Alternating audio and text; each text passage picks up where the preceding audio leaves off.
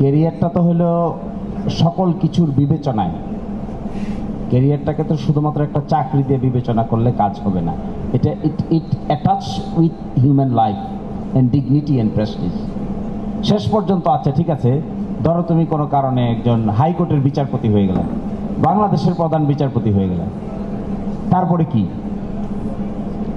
67 years হয়ে গেল, তারপর তো রিটায়ারমেন্ট, এরপরে কি? তো ছাত্র শিবির যখন ক্যারিয়ারের কথা বলে তখন এটা শুধুমাত্র একটা জব কিংবা একটা সার্ভিসের নাম না, এটা হলো it attaches the life in its entirety. এখানেই মনে হয় এক্সেপশনটা। তো লাইফ যদি ইন ইটস এন্টায়ারিটি হয় তাহলে জব একটা part, job is not the whole part. কিংবা আমি যে কাজটা করি এটাই একমাত্র পার্ট না।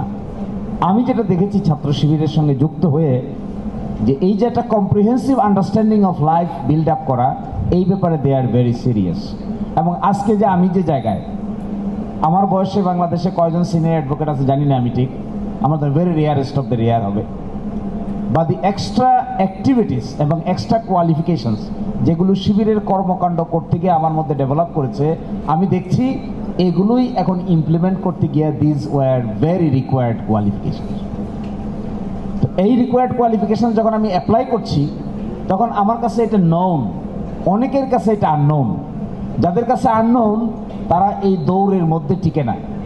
আমরাও পড়ি, তারাও পড়ে, আমরাও আর্গুমেন্ট করি, তারাও আর্গুমেন্ট করে, আমরাও পড়াশোনা করি, তারাও পড়াশোনা করে, আমরাও মামলা করি, তারাও মামলা করে। পার্থক্য কি হলো? পার্থক্য হলো এটা যে আমরা মামলা করার জন্য একটা অর্গানাইজডভাবে যে ছাত্র জীবন থেকে যেভাবে প্রস্তুতি নিয়েছি, অনেকেই গিয়ে দেখি এই কাজটা আর এইভাবে পারে না, পারার কারণে একটু পিছিয়ে যায়। ফলে ছাত্র শিবিরের অ্যাপ্রোচটা not only to a particular job, it attaches with the life in its entirety. আসলে তো তাই হওয়া উচিত। আমি যেটা বিবেচনা করি, জীবনকে শুধুমাত্র একটা চাকরির দৃষ্টিতে দেখলে তো এটা আন্ডারমাইনিং দ্য লাইফ হবে। কিংবা একটা জবের দৃষ্টিতে দেখলে, ঢাকা বিশ্ববিদ্যালয়ের প্রফেসর হয়েছে তো কি হয়েছে? ঢাকা বিশ্ববিদ্যালয়ে এরকম অনেক শিক্ষক আছেন যাদের ক্লাসে গেলে পরে ছাত্ররা পিছনে বসে একজন আরেকজনের সাথে গল্প করে, একটা কথাও শোনেন। আছেন এরকম?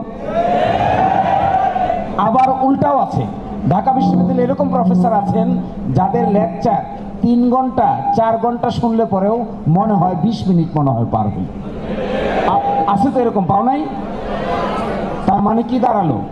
তার মানে দাঁড়ালো আমরা লাইফকে শুধুমাত্র একটা পার্টিকুলার ডেজিগনেশনের ভিত্তিতে যদি বিবেচনা করি, that will be wrong.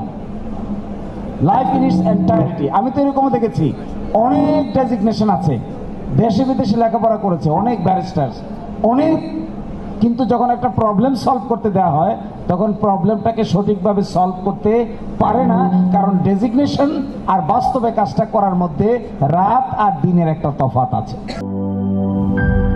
Lily beauty soap, যার অ্যান্টি এজিং গুণ তারুণ্য ধরে রেখে ত্বকে করে উজ্জ্বল, তারুণ্যময় উজ্জ্বল ত্বকের জন্য। রিমার্ক।